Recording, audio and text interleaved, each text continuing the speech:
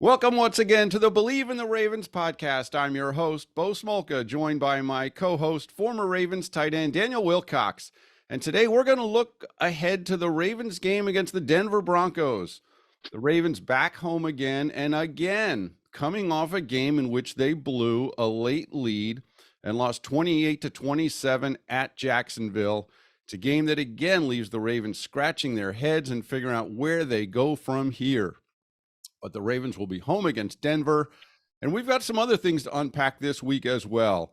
Before we do that, I want to remind you that all Believe in the Ravens podcasts are sponsored by Bet Online, your number one source for all your betting needs this season. You'll always find the latest odds, matchup info, player news, and game trends at Bet Online. And as your continued source for all sports wagering information, Bet Online features live betting, free contests, and giveaways all season long. It's always the fastest and easiest way to bet on all your favorite sports: NBA, NHL, NFL, MMA, tennis, boxing, and even golf. Head to betonline.ag and receive a 50% welcome deposit with your first, a 50% welcome discount rather with your first deposit. Be sure to use the promo code BELIEVE, that's BLEAV, to receive your reward. Bet Online, where the game starts. All right, Daniel Wilcox, I'm going to start this week with something off the field. And this is something that's been a lot of talk here in Baltimore this week, is on Lamar Jackson. After the loss on Sunday, a fan on Twitter mentioned that, hey, you know what? The Ravens should let Lamar Jackson leave in free agency and use that money to build this team into something better. And Lamar Jackson, clearly frustrated after the game, took exception to it. And he replied with, quite frankly, a very vulgar tweet. And it was somewhat embarrassing for the organization. John Harbaugh spoke the next day, and he said, look, he tells the players, just stay off Twitter after losses. It's just not going to be a good place to be. Now, I'm not going to repeat the tweet here. You can go out and find it easily enough. But Jackson has not yet spoken. He was supposed to speak on Wednesday after practice. He did not. He left practice early, apparently, to deal with a quad injury, and he was in the training room. So we haven't yet to hear from him since this happened. But Daniel Wilcox, when you saw that, when you heard about it, what was your reaction? I was like, no, Lamar, come on, man. I really was, bro. I was just, he's such a dynamic player, man. He's such a great football player. And unfortunately, he's with one of the teams that in this league that people love to hate. It's like the Pittsburgh Steelers. They get a lot of slack too, so you can't do anything right. If you balling in Pittsburgh, you're gonna hear people hating on you. They're gonna hate on the Steel Curtain and the defense and the team and the Steel City and Heinz Field. They're gonna hate on you. So the Baltimore Ravens, to me, have always been like the black sheep of the league, where you're such a good team and such a dominant, team that people just love to hate you. It's like I never liked Tom Brady as a player. My entire career was like F Tom Brady. You know what I'm saying? Like, he was such a good player. I hated him because I felt like he took 2 Super Bowl rings away from me. I had the opportunity to go to 2 Super Bowls and had to go through him and Peyton Manning, so you don't really like those guys. Now that he plays for one of my teams, like, I'm a Tom Brady fan. He's an awesome guy, so it's like, and I don't have to face him anymore, so it's one of those things. And fans are human. And unfortunately, the internet gives people, it's like the internet is like being drunk 24 hours a day. It's like liquid courage, so you got internet courage. You say things on internet that you would never say to somebody to their face if you saw them, so it's like people have these unfiltered, uncensored mouths, and they just spew out like some of the dumbest rhetoric that you ever hear. And unfortunately, Lamar is going to be the target of a lot of that. He don't deserve it at all. He's a phenomenal player, but when you're really good, that's when people hate you the most. It was a comedian at one point, Bo, that said, if you don't have haters, I think it was Cat Williams. He was like, if you don't have haters, then you ain't doing something right. So when you're doing really, really good at something, that's when people hate you the most. That's when I hated Tom Brady the most, when he was really, really good at his best. And unfortunately, that's when Lamar, he's going to get that. Right now, like I said, before the game last week, I felt like the Ravens was the best 7-3 team in the league. And that's that's a huge part of the reason. Lamar is a huge part of that reason. You don't understand how much confidence a quarterback gives you going into a game. When you play with a quarterback that you know that suck, you go into every game with your heart beating super heavy and hard, and you have this really anxiety, like, oh my God, we got to be perfect today, to try to win a game. But when you play with somebody like Lamar, if you run as hard as you can every single route, you may get the ball.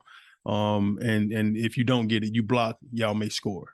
Because it's going to be that type of a game. He's that dynamic. So you also know that no matter what game you play in or who you playing against, you got a legitimate chance of winning.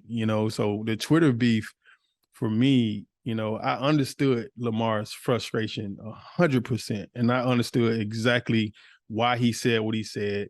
And he has the contract negotiation stuff going on. The man is basically playing for money right now. Trying to put his talents on display. We've lost 3 games now that we shouldn't have lost, due to you could argue 4.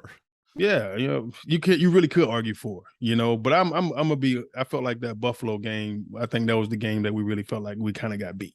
And we made mistakes now that could have definitely kept us in that game, but that was the only game that I felt like, all right, we got beat that game. The rest of those games, you have a fourth quarter lead, and it's the league is ridiculous. Like a ridiculous league where you should be, the Ravens notoriously known if they got a lead, they pinning their ears back, they coming after you.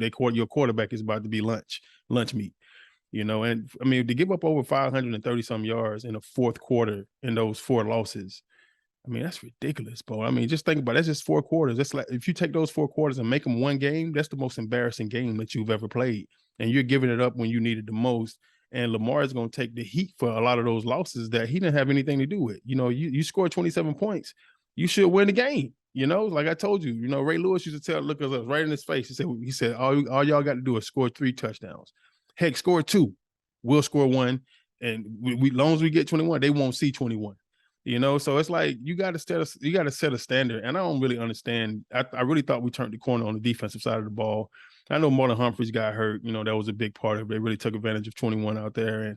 And, but they scored a game-winning touchdown on Peters. Trevor Lawrence is an elite talent. So you can't not give him his flowers. You have to give him his flowers. And he made some heck of throws throughout that game, man. And you have to respect that they do have an elite quarterback. The kid was the number 1 freaking recruit in the nation coming out of high school and took Clemson to a national title and won, so he's not a slouch, so it's one of those things, Bo. You sit back and you shake your head like, how do you lose this freaking game, but like I said, it's the NFL, man, any given Sunday. Yeah, I mean, those they'll play. Look, the other teams players are paid too. But to your point, I mean, I didn't think Lamar Jackson played a great game in that game, but then he hits Deshaun Jackson on a 62-yard beautiful throw, is maybe his best throw of the entire season. Right. And they go down and they have the lead with 2 minutes left. They have a 7-point lead. And that's when this defense that had been ascending is supposed to be able to close the door. And in fact, they got Jacksonville in 3rd and 21, and after a strip sack by Calais Campbell, and they still the Jaguars wriggled out of that and got down the field and scored. And then they went for 2. Why not, right? You're 3-7, go for 2, try to win the game right now. And as I said, they made a play on Brandon Stevens and won the game. So it was frustrating. There's no question about it. And Lamar Jackson, it boiled over for him afterwards. And I've often said, I don't think there's a player in the league that is under more pressure than Lamar Jackson this season, specifically with the contract and what he is expected to do for his offense. He's expected to be the leading rusher. He's expected to operate the passing game. And there's other quarterbacks now that are ascending in terms of becoming big dynamic rushers on their teams. But the combination of the contract status and what he's asked to do for this team, I don't think there's a player in the league under more pressure than Lamar Jackson. And so it was obviously a bad look for him. It's a bad look for the team. And we're waiting to kind of hear from him to see how he reacts to that. He didn't meet with the media Wednesday. We're recording this on Thursday morning, so we have yet to hear from him. But the Ravens have to move on from that, and they have to move on from the loss. Yes. Bo, you just brought up a very interesting point that it just brought back these memories of stupid tweets that I've heard throughout the season. And you were saying like there's other quarterbacks emerging as runners and stuff like that. And that's a prime example of some of the stress and stuff that he has to listen to on Twitter. If Jalen Hurts have a good game rushing, oh my God, Jalen Hurts the best rushing quarterback in the NFL. Lamar broke every freaking record you could break in the NFL, but all of a sudden somebody have a couple of 100-yard games rushing or a 100-yard game, and now they're the best rushing quarterback in the NFL, which it was. And every time Lamar have a game rushing, it's like, hey, he's a running back anyway, or oh yeah, he don't do it with his arm. There's something they have to say about the man. He might have 350 yards of offense from his arm and his legs, and people still got something to say. He may have 450 yards from his arm and his leg, and people still got something to say. Nobody's never like big up and like how dope this guy really is as a quarterback, as an athlete, as a ball player. And I think that also frustrates him. He sees those tweets, he sees those Instagram posts, he sees those slick remarks that people have to say throughout the year. And I think it's a constant buildup of his explosion on Twitter. And I don't think he said anything to me that was horrible. It was a guy that he had to get the frustration out. I'm sick of this. You know what I'm saying? Like, I'm sick of this, like Bernie Mac. I'm sick of this. I can't take it no more. So he had to say what he had to say, man. And I hate that he had to say it. And I hate that it came across the way that it came across. But, I do understand his frustration, being a man and being a ball player and wanting to be the best that you could possibly be for your program. Well, John Harbaugh said, as I said, on Monday, when John Harbaugh met with the media, he said he tells the players, just stay away from that stuff after losses. Yeah. It's never going to be a good place to be. And Marlon Humphrey was telling us I think it was after the first big blown loss back against I think it must have been after the Miami game. And Marlon Humphrey's very active on Twitter and on Instagram, and he was getting criticized by people. And Gus Edwards went up to him and said, "Hey, just stay away from that. What are you doing? Get off Twitter." And Humphrey said, "Yeah, Gus made a good point, and I deleted the app off my phone, and I'm just going to stay away from it for a while." Now he gets on here and there, but it's a good point by Gus Edwards, and Tyus Bowser said the same thing yesterday. We had talked to Tyus Bowser because he's also another guy who's often active, and he said, "Look, these people, you don't know who they are. They're sitting down in the basement somewhere. It's as you said, liquid courage or whatever you want to call it, that they can sit down there and say whatever they want. And you're better off not to engage with them at this time when things are not going well, because as John Harbaugh said, it's just not a good place to be, and not much will ever come good out of it. So we'll see what happens with that. They will move on from that, and they will focus on the Denver Broncos. One other bit of news that came on off the field this week is that Ravens offensive coordinator Greg Roman is in the running for the head coaching job at Stanford. And so Greg Roman has been praised as the architect of this run offense. Lamar Jackson has obviously thrived under him. Mark Andrews has thrived under him.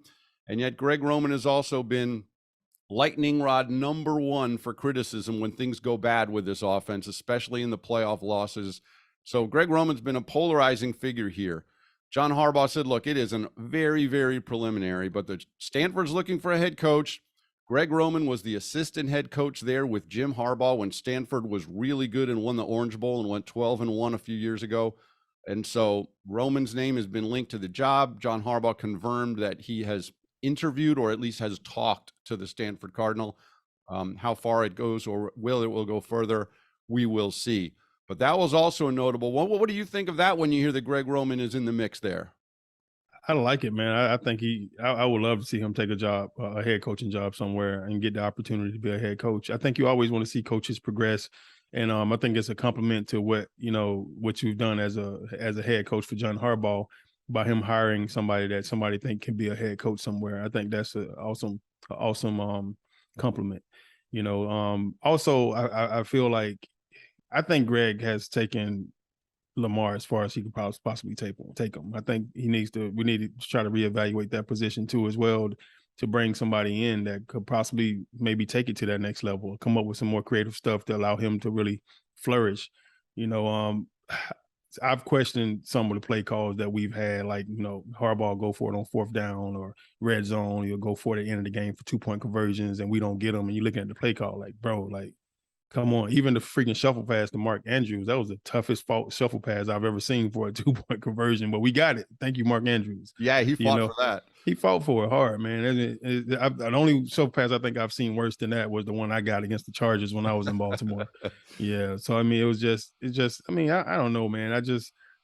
I think I do feel like the offense could be open up and more and taking advantage of more trick plays, and I'm not saying the Ravens need to become a gimmicky offense or anything like that, But people run trick plays on the Ravens every week, but we never really see a lot of those throughout the season. We're a pretty solid, RPO offense type of scheme, and we run what we run, and that's it. And I can remember last year, when we wasn't playing well for a stretch, when we started having all the injuries, and Lamar was like, people calling out our plays, everybody know what we're doing, and there's a level of frustration that came from the quarterback position. And a lot of times I feel like you could feel like as a player that you're being limited, like Cam Newton them when they lost the Super Bowl, and they was like, Cam them only ran 4 plays. We learned those 4 plays. We stopped those 4 plays. We beat them. It's like you can't be vanilla or you can't be generic in this league for a long period of time. Like, people get it. You can do 30 different formations and run 1 play. Everybody knows that in this league, so no matter how you disguise the formation, how often you shift them, how often you motion them, if you're running the same play, they're going to figure it out, and they're going to find a way to stop it, and that's I don't think that's stopping Lamar. I really think Lamar will really flourish in like a high tempo upbeat, style offense where they can get multiple plays. Like, even at one point of this game, against Jacksonville, we had ran like 20 more plays than Jacksonville already on offense. To me, that's how it always should be. We should get 80 plays. The other team should get 60 or, 50 or whatever, because I feel like if you get the ball out of his hand quick and just take what the defense gives you, a lot of times, you're able to manipulate the outcome, and you got those guys running a lot. And I can remember game plans that were set up when you played against teams with bigger D linemen. Hey, man, they got these big old boys. They're not going to be able to run, sideline to sideline the whole game.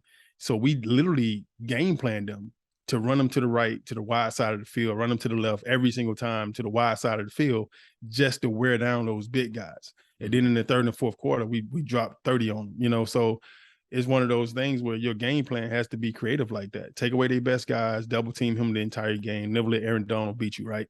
And then you figure out ways to chip them, you figure out ways to aggravate them, and then you game plan away from him. You never run to his side, wherever they move him, you check out and you run to the opposite position. That way he doesn't become a factor. He has to chase you down from the backside every play. And Lamar is such a dynamic guy. I think rolling him out of the pocket and not having him sit in the pocket all the time to be a pocket passer would be, a really good thing for him. Bootlegs, naked, waggles, stuff like that.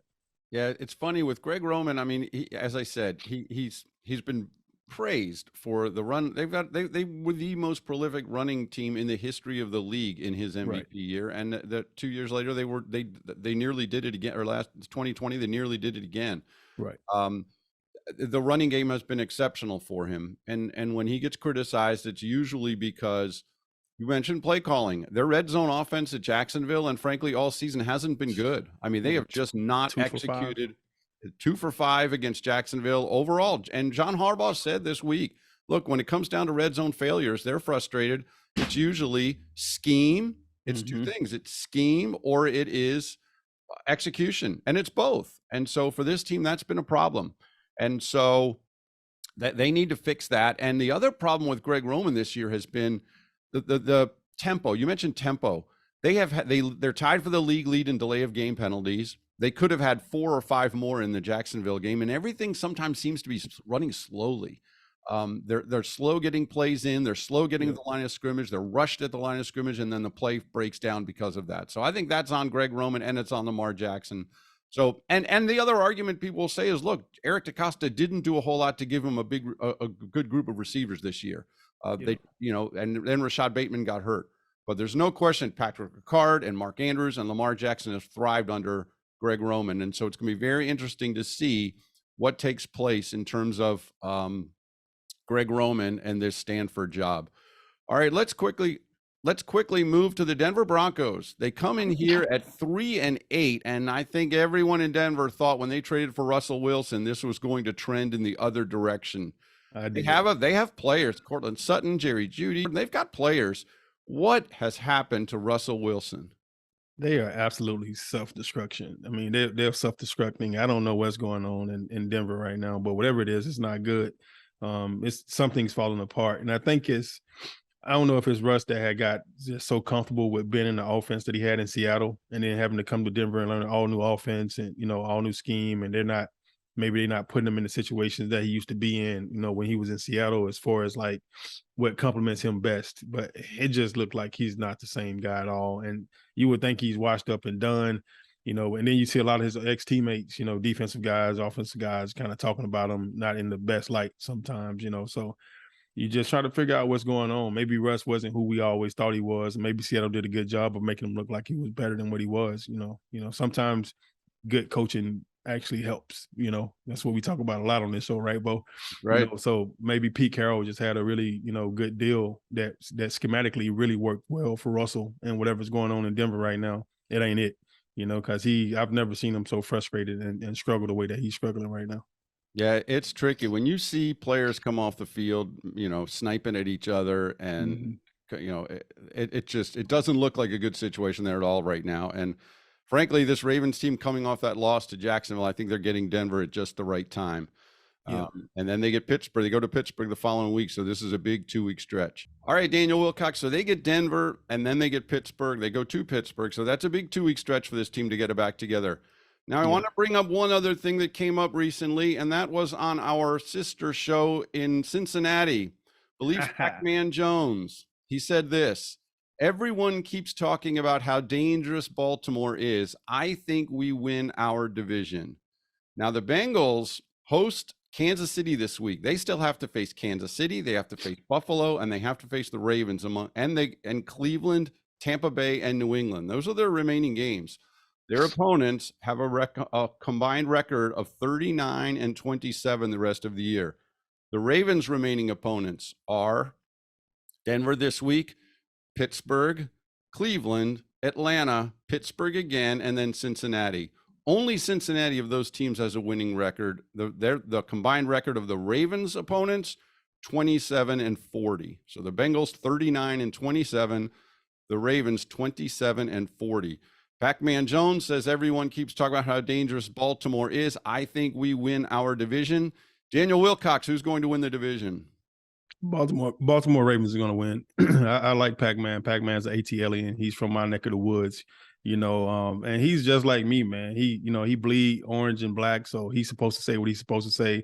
I bleed purple, so I'm just telling you right now, the Ravens are going to figure this thing out. I still think they're the best 7-4 team in the league. I think we'll win our division this year. I believe, I don't even think, I believe we will win our division this year. We got some kinks and stuff that we got to work out. Got a couple of injuries we got to get over again, which is, almost become a thing here in Baltimore, getting past these injuries. But it's football, man. And when it comes to football, I think the Ravens do it just about better than anybody else in this league. I don't care. We'll figure it out. The coaching staff will figure it out. They'll get it together. Harbaugh he'll have his outburst with the coaching staff, like, hey, fellas, we got to do our part too, and they'll figure it out. They'll get it together. We'll be back on track this week. And sometimes it takes a loss to get you pissed off a little bit more. This is not the year this team should be 7-4. It makes no sense to me that they're sitting at 7-4 right now. But I've had a season like that. We had Deion Sanders on the roster who was loaded at DB, and we had the best secondary in the league on paper, and we was one of the worst that year. And we couldn't win a game to save our lives. Everybody started to get hurt towards the end of the season too, including Deion, and we just didn't play good that year. Quarterback play is huge in this league. I think we got one of the best ones here.